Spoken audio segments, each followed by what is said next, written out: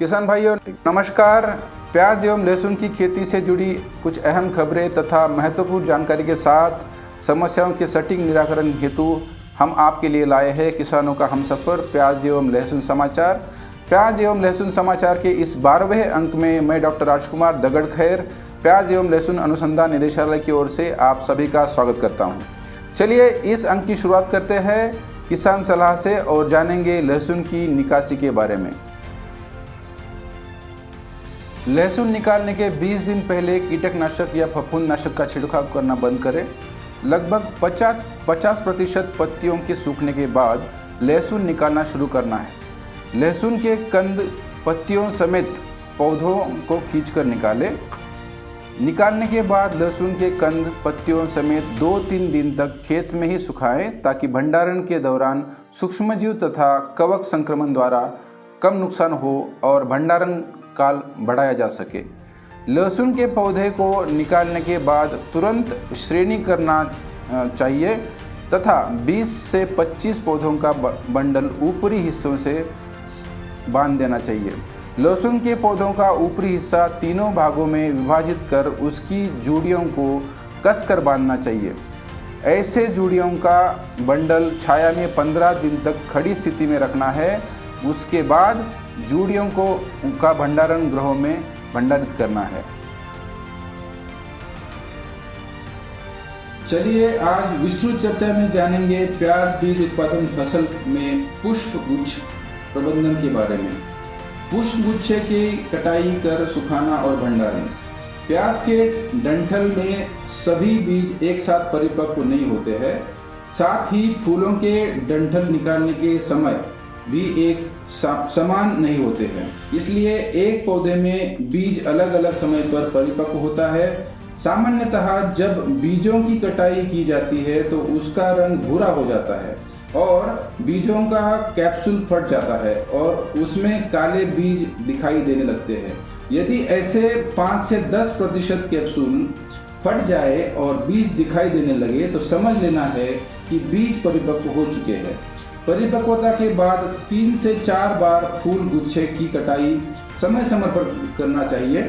सुबह के समय पर फसल काटना लाभकारी होता है क्योंकि वातावरण में नमी और फूलों पर हल्की नमी होने से बीज खेत में नहीं गिरते हैं। फूलों को काटने के बाद धूप से तब तक सुखाना है जब तक कि नमी 6 से 7% तक ना हो जाए।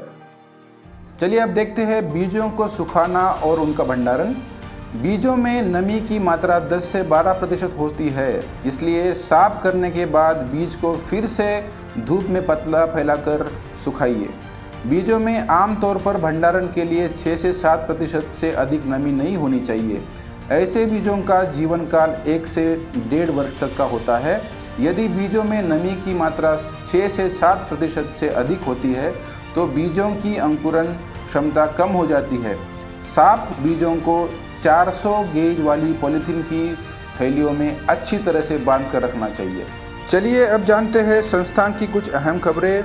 आईटीसी मिशन सुनहरा कल के तहत संस्थान में 6 और 7 फरवरी 2024 को किसान मित्रों के साथ निदेशक डॉक्टर विजय महाजन, वरिष्ठ वैज्ञानिक डॉक्टर एस गाडगे और वरिष्ठ वैज्ञानिक डॉक्टर राजीव काले ने प्याज एवं लहसुन की उन्नत खेती इस विषय पर दिया प्रशिक्षण। 28 फरवरी 2024 विज्ञान दिवस के अवसर पर giant microwave radio telescope GMRT प्रदर्शन में संस्थान का विशेष सहभाग।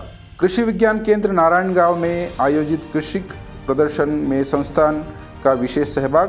परियोजना OSCAN के तहत मीरज गांव तालुका करजत जिला अहमदनगर में DOGR TIH foundation, IIT Bombay और कृषि विकास ट्रस्ट बारामती के सहयोग से 12 फरवरी 2024 को प्रौद्योगिकी दिवस पर संस्थान के द्वारा आयोजन। संस्थान की निदेशक डॉक्टर विजय महाजन जी ने 16 फरवरी को IGKV रायपुर में ऑल इंडिया नेटवर्क प्रोजेक्ट परियोजना की निगरानी और कृषि महाविद्यालयों के KVK अंबिकापुर में आदिवासियों को प्याज एवं लहसुन की संभावनाओं की ली जानकारी। चलिए अब चलते हैं प्रश्नोत्तर की तरफ। पिछले हफ्ते बिहार के किसान भाई मच्छिंद्र कुमार जी ने व्हाट्सएप पर पूछा था कि प्याज का बीज कैसे मिलेगा। इसके लिए एक आपको एक अनुरोध पत्र director.dogr@icar.gov.in पे मेल भेजना है। आपका नंबर आने के बाद संस्था का बीज विभाग डाक द्वारा आपके पते पर बीज भेज देगा। किसान बंधुओं, याद रखें, व्हाट्सएप या फ़ोन पर भी प्याज एवं लहसुन की खेती के समस्याओं के समाधान के लिए संस्थान से संपर्क कर सकते हो, जिसके लिए संस्थान का व्हाट्सएप नंबर है 8459715576।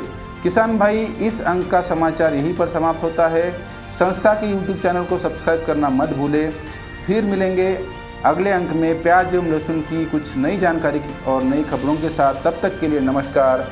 जय किसान, जय विज्ञान।